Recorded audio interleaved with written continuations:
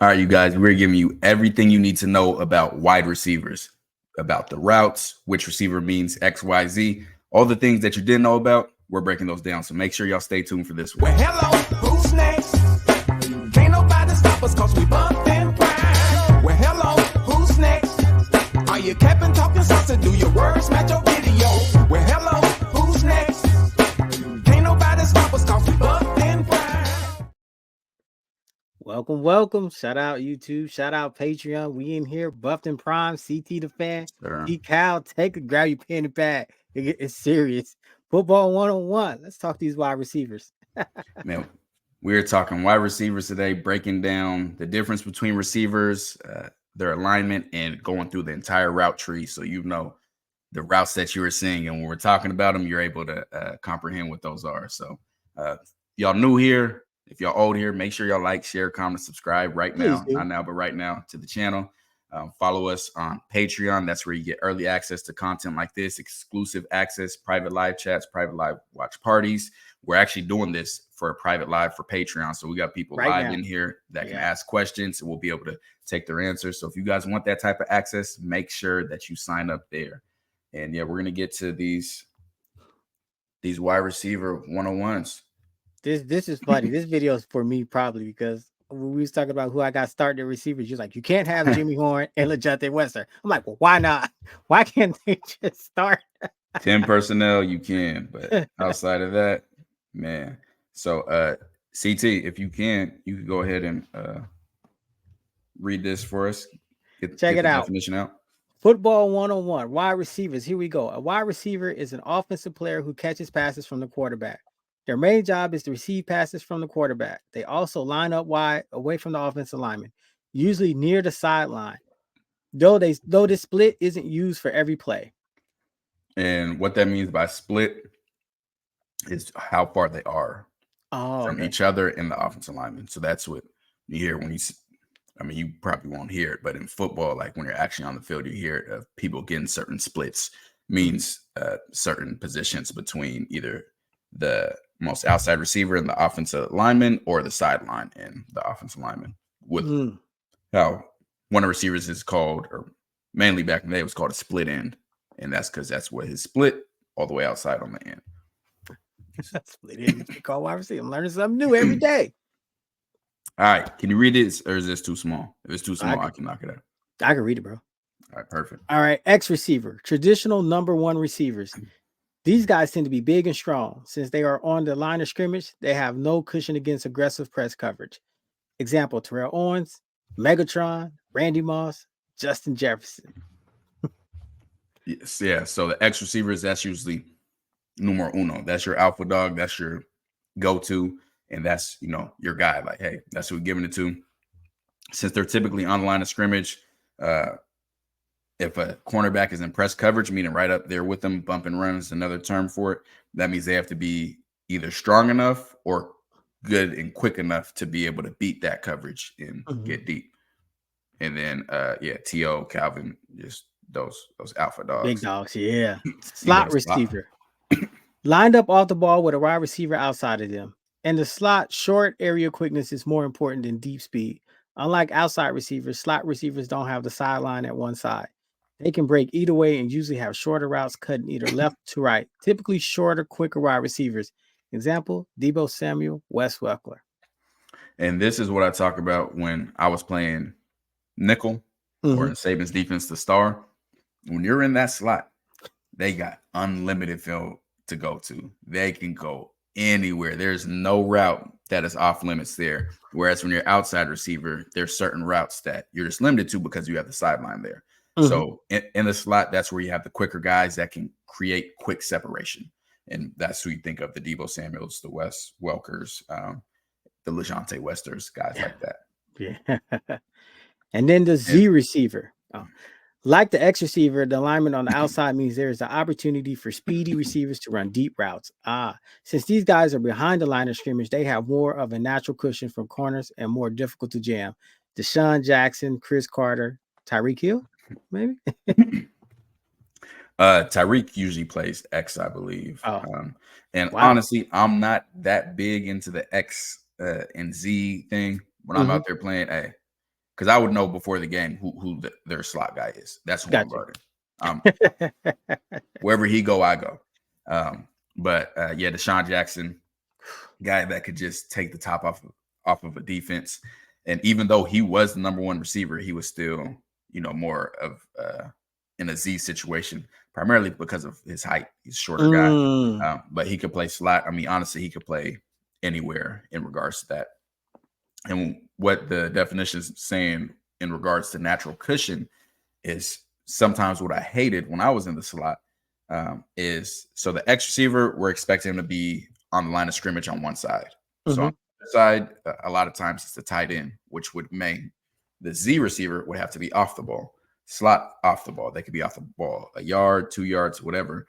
So now if I'm up in press coverage, there's natural space before you get to me. Where when a receiver's on the ball, as soon as they hike that ball, I'm in a position where I can touch you. Right. So I can control things better versus when you have that space. Okay, now I got to use my feet more. Now I got to make sure I'm cutting you off. So when you have guys you can put in that situation, like LeJontay Wester, getting him where somebody can't get his hands on instantly. Oh, it's water. So that's pretty much the Z receiver. And here's what it looks like in the game. So Z receiver out here, slot receiver right here. This is the tight end.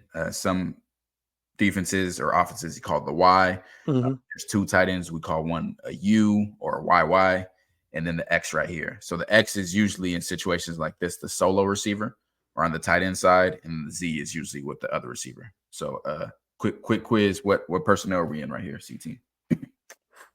Hold up. 11 personnel. Yes, sir. We're in 11 personnel with the tight end off, meaning off the ball, which means this X has to be on and this Z has to be on. 5 linemen. We have 7 people on the line of scrimmage. We're good to go. Man, that guy's way off the ball. This is the route tree, meaning the routes that receivers run. Now, I will say there's even more routes than this. Like there's a lot of routes, but these are the basics.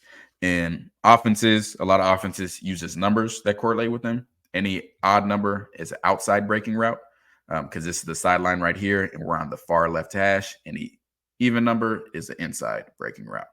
So we'll go through them. So we have a flat, which is basically a short out route, meaning going up and out. We have a drag, which some people refer to as under routes or short crossing routes, like we saw versus Colorado State. Then we have the slant. It can be a little bit further upfield or it can be a quick slant. This is used primarily to get the ball out quick. This is checked a lot. So if a quarterback sees a blitz coming, they'll make this their hot route sometimes, which means, hey, if there's a blitz, I need to get the ball out quick. So if this guy was originally running a corner route, I know he's not going to be able to run a corner route because I'm not going to have enough time. So let me check to something shorter so I can get him the ball quick. Then we have, this is a hitch, a curl, a hook, called a whole bunch of different things. Now, this is typically a little bit deeper, but it's breaking outside versus the hitch breaking inside. And this is a comeback. Then we have a dig or in route. We have an out route. We have a corner route, which is what his name says. You're going straight and then running to the corner. The post route, for those that don't know, you're running straight and you're going to the field goal post. That's basically what a post means. You're aiming for the field goal post. And then we have the famous 9 route, which is a go ball or a fade. Now, there's little different nuances as far as the go and the fade, but that's the main with those. You got any questions on these? Anybody in the chat got any questions on these before we move forward? Yeah, this is why I'm not good at Madden. I feel like go this way, go that way. All right. It's important to know the routes and know what they're good against, especially for a quarterback when they're in a situation that they can do what's called hot routes, meaning change the routes. So we talk about cover 2 a lot on this channel. Cover 2 is, let me get this drawn up real quick, where we'd have a deep safety here, we'd have a flat player here, We have a hook curl here. Don't worry. When we get to the zone football 101, I'll explain these all a lot more depth. So that's what cover 2 typically looks like. So let's say a quarterback had a corner route called, but he says, hey, this looks like cover 2 to me. Mm-hmm. I'm going to do a hot route and change it to a post because that post will go to the weakness of their defense versus the corner route is really going to the strength of their defense. So that's why it's important to understand the routes and know, which ones are strengths against certain and which ones are weaknesses against the others, because then you're able to utilize those to your strengths and your team strength. Yeah, I'm kind of understanding why you said like it's important for the linebackers to understand that, be able to feel for the route, like and have an understanding, because like you playing the zone and like he's like, okay, well I know. Yeah, Exactly. that makes a lot of sense, man. I can see it now. Like I can tell you some populars right now. A lot of times, if I get, this isn't showing the formation, but say there's 2 receivers over here. Mm-hmm. If I'm getting a flat from this number 2 receiver, a lot of times that means the number 1 receiver is going to be running something behind me. So he might be running a dig. He could be running a slant. So if I'm covering this number 2 receiver, or if I'm in a zone, I'm not going to be too quick to come downhill on this flat because I know they're trying to get something behind me. So when you understand how spacing works, how the field works, how offenses work, that helps you as a defender being able to be ready for, what the offense is doing. So it's less looking to see what they're running and more feeling like, okay, I see him still going vertical. Mm-hmm. So if he's still, if we're at 10 yards and he's still going vertical, it's not a slant. That's already out. It's not a drag. That's already out. It could be one of these. If he's in the slot, comebacks rarely ever happen in the slot. Mm-hmm. So I'm going to cancel that out. It could be an out route. It could, you're just, as the play goes, you're slowly just eliminating possibilities until you can, get to the right one.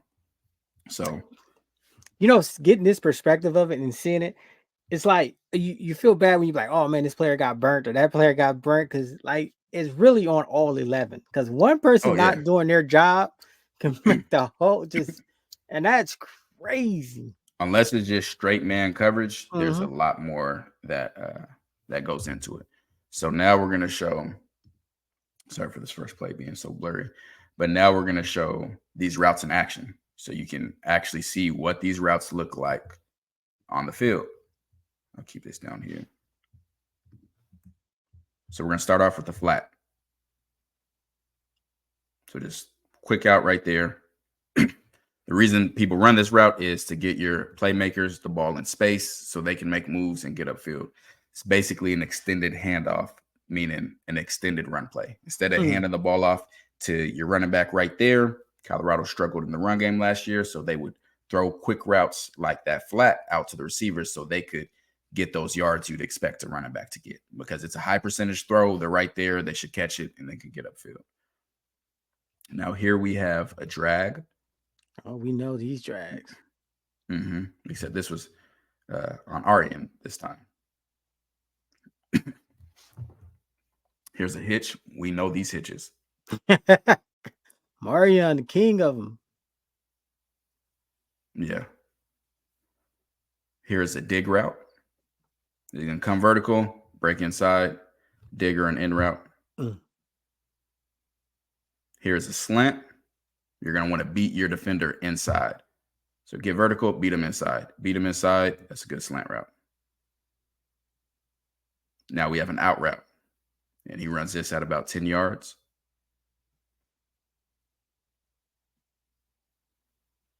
Now we have a post route. He is going to aim basically for that goal post.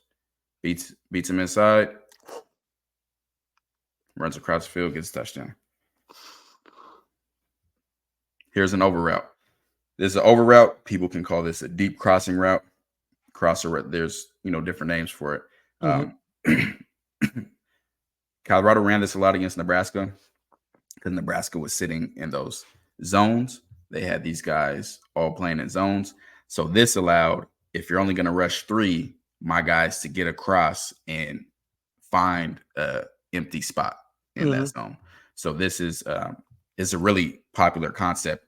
And you're most of the time when you run these, unless it's play action, meaning faking the ball to running back, you're going to have another over or crossing route from the other side so that you can put strain on them.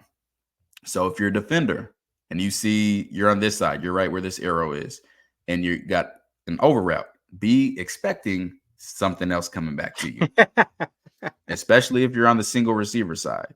Most of the time, unless it's a sprint out, meaning the quarterback's going to hike the ball and just start sprinting out, there's going to be something coming back to you. So let's see what happens on this over route.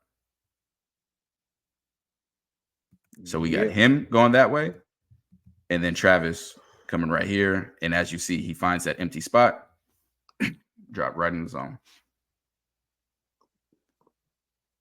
Here's a corner route. This is one of my least favorite routes. I love corner routes. I hate when my team throw these corner routes. Like, all this field, why we go to that corner for that? And it's because most man coverage teams play inside leverage. So his job is to stay on his inside shoulder. So they're playing man coverage right here. He has this deep part of the field. That makes sense. He's in man. He's in man. He's in man inside leverage. And he's in man. So I have these two defenders inside, nobody outside. So this is a route where you can run away from your man. And that's exactly what happened with a perfectly thrown ball. That was money in the bank. Now, this is a comeback route. So the goal for this route is to make it look like a fade, make it look like a go route. Because then once you do that, the defensive back typically plays a lot further off of you or gets into a full sprint, and you're able to shut it down and come back and break to the ball. Now, he isn't thrown right here, but you can see the separation he creates right there. Yeah, if he needed first down, he sure got it. And then we have a fade route or go route where you want to get either your big receivers that are good at jump balls or your fast receivers. You catch them in a one-on-one situation, meaning on that island. He's guarding him, no help. I want to see who's the better athlete, my guy or your guy. And I'm going to give him a shot. Throws it deep. Gets on top of him, stacks him. And that's a catch. And just to talk about stacking, since this is the wide receiver, in order to run successful go routes, you do not have to be the fastest person on the field. That's not. Jerry Rice was probably never the fastest person on the field. And if you look it up, he has the most deep touchdown catches in NFL history. I think over 50 yards. He has the most. And that's because when you get to this point right here, what this receiver's goal is to get on top of this cornerback and then get in front of him. Once in front, we call that stacked. There's nothing that the cornerback can do. This receiver will completely control the route as soon as he gets him stacked. And we'll be able to see that here, right there. He has him stacked. Now he can control the route. And what I mean by control it is he can run full speed to the ball if he wants to, and he has no way of getting back on top. Or, and you'll see receivers do this, if the ball's underthrown, he can put on the brakes. And when he puts on the brakes, it's going to cause this cornerback to run into him. And then you get a pass interference. Ow. So once you get him stacked, you control every aspect of the route. And he makes that catch there. That's a win-win for the receiver. Make the catch or get the PI. Absolutely. Now, this is another variation. Like I said, there's a ton of different routes, a ton of variations that you can have. But this is another variation. This is called a back shoulder fade. For me, in my football lifetime, this was made famous with Michael Crabtree and Mike Leach at Texas Tech. That's the first time I was really seeing it blow up, was that back shoulder fade. So we just showed how you want to put your guys in space and run past them. Now, during a route, and we'll go back to this one right here. During a route, a cornerback, and in case you guys don't know, I played. Anybody new watching on YouTube, I played. This ain't no scrub talking. But go watch our other videos. So as a cornerback right here, like I talked about with the route tree, you're mentally eliminating what routes are possible. If this receiver right here, were to run a post like this, he would have tried to beat this cornerback inside, try to get inside and then run a post. If he was running, honestly, any in-breaking route, he would have did what we call a stem, which is when the wide receiver tries to move their spot to get a better leverage so that they're in better position to break inside and be open. So as this route is going, longer it's going, this receiver says, hey, I see he's running fast downfield. I'm assuming it's a go route. I'm going to try to run and cut him off so that he doesn't get stacked. So now that that's in the cornerback's head, that's all he's thinking about is, hey, let me get to the top of this route so that I can cut him off. And really good cornerbacks do that all the time. So now the back shoulder fade is the counter to that. So now, hey, I know he's trying to cut me off. He's going to try to get in front of me because he thinks I'm running a fade. So what we do instead is we throw the ball behind him. So right now you see this Alabama corner is getting on top of this receiver, but the ball's being thrown to his back shoulder. That's why they call it his back shoulder. So there's nobody between the quarterback throwing it, and the receiver and the ball. Right. Exactly. That's the Will Shepherd, the Vanderbilt offense. And he makes that catch. And those can be just absolutely deadly. Like back shoulder fades can be so tough to guard, especially if you have a really fast receiver, because you have to respect the go route. Otherwise he'll run right past you. And if you don't respect it, or if you do overly respect it, then you leave the back shoulder open. And the back shoulder throw, the back shoulder it's not necessarily a route as much as it is a throw. Now, a lot of times they'll call it, like sometimes it's an option. It's, hey, they'll say, hey, if he beats you on top, then convert it to a back shoulder. If you feel like you got good leverage on him, and I'll show, like right here, if he's a 4-2 receiver, they're not going to back shoulder this. They're going to say, hey, he's even, he's leaving. Even means I'm leaving. Yeah, hey, if he's even, I'm leaving. If he's on top like this, then we're going to hit it to the back shoulder. So all of this is really done mainly by the quarterback, because the quarterback is essentially what we call throwing him open, meaning putting the ball in a spot to where he becomes open. And that's what we get right here. Ooh, that's nasty. That back shoulder fade is nasty.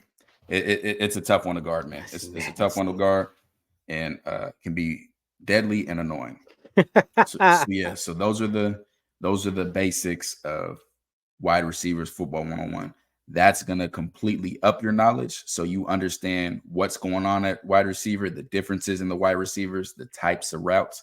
It's going to make you the person of the hour at the barbecues. I'm telling you. You go in and you tell someone the difference between a fade and a back shoulder fade, man, they're going to love you. Absolutely going to love you. So they're like, hey, come coach Little League team. Yeah, come on. So there's a lot more nuances and stuff like that, but just getting everyone familiar with this so you can understand the game better and then enjoy it better while you're watching. So, hey, man, we appreciate y'all for tuning in. We appreciate, you guys just watching the Football 101. CT, tell them about Patreon. Tell them they got to like and share and subscribe. Hey, man, appreciate you guys. Patreon, you guys in here with us while we're recording this. So you got to get on Patreon, man. We got 3 tiers. Search Buff and Prime on the Patreon app. The description, the link's in the description below. Man, when it hits YouTube, make sure you like, share, comment, subscribe. Search Buff and Prime on all social. Look, we in here. Everything. And man, CT, what's the last thing you got to tell them? Man, you know what it is. Okay, to evolve. Drop our theme music. Who's next? Do your words match your video? Yeah, this for my boy TKL, CT the fan. Yeah, we on that Buff train, man. Yeah, the boys, they put it down. I watch them every day. Hey, they gonna put you on a pillar, but they gonna put you down there where you belong. They ain't gonna care for you. Nah, they ain't gonna care for you. Yeah, they gonna love yourself better. It's on you, baby. Yeah, them my boys. Buff that prime. Y'all keep doing y'all thing, baby.